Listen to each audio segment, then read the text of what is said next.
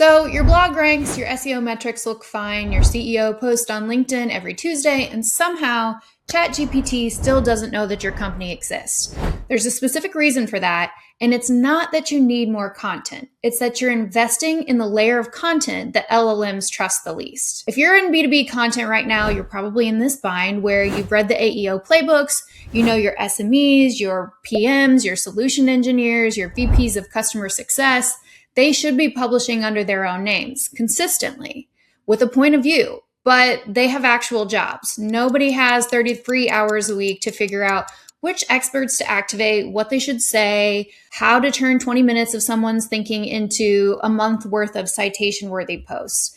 And all the while, leadership keeps asking you what you're doing about AI search. Here's what most of the advice online gets wrong. It treats AI search and employee thought leadership as two separate initiatives, each needing its own budget, each its own team, its own roadmap.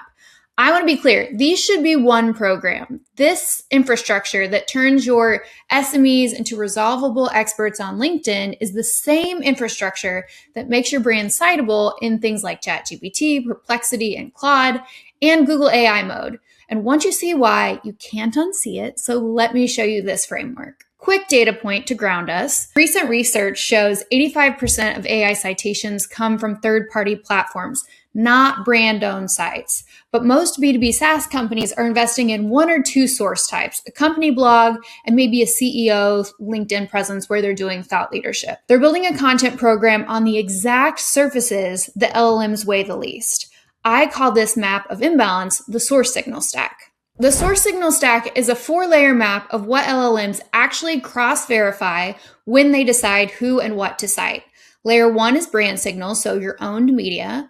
Layer 2 are the executive signals, your C-suite publishing under their own names. Layer 3 is the sweet spot. That's the SME signals, your subject matter experts beyond the C-suite. And then layer 4 are the community signals. So earned media, peer mentions, third-party coverage. And here's the principle hiding in the stack.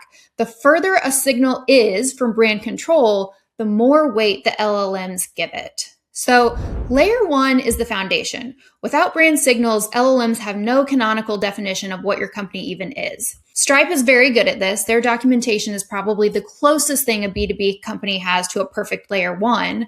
But here's the trap.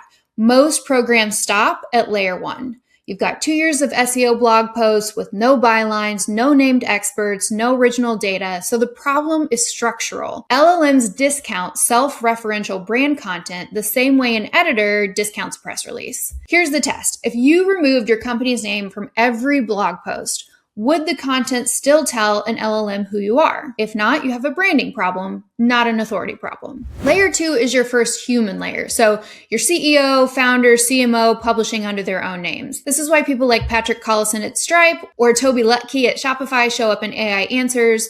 By the time LLMs start synthesizing information, these people had already spent a decade being recognized as named experts. And the data backs this up.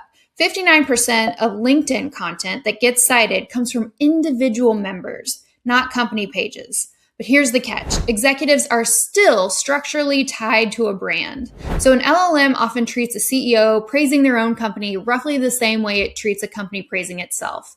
More trusted than layer 1, but not fully independent. And if one executive that you have doing this work goes quiet, your whole signal collapses back to layer 1. Now, layer 3 is where the stack stops being a diagnosis and starts being an opportunity. These are your non-executive internal experts. So PMs, solutions engineers, developers, customer success leaders, researchers, people who could be publishing their own original perspectives under their own names. So here's the stat that should really catch your attention.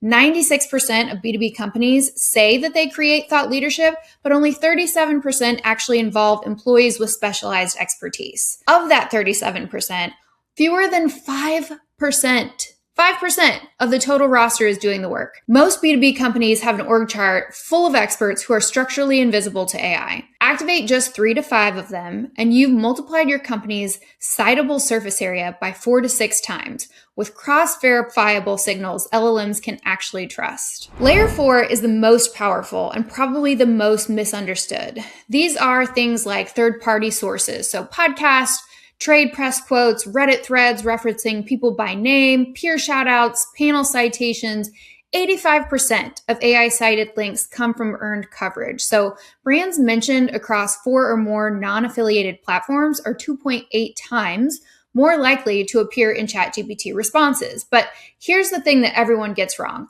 Layer 4 is mostly a consequence of layers 1 through 3 done well.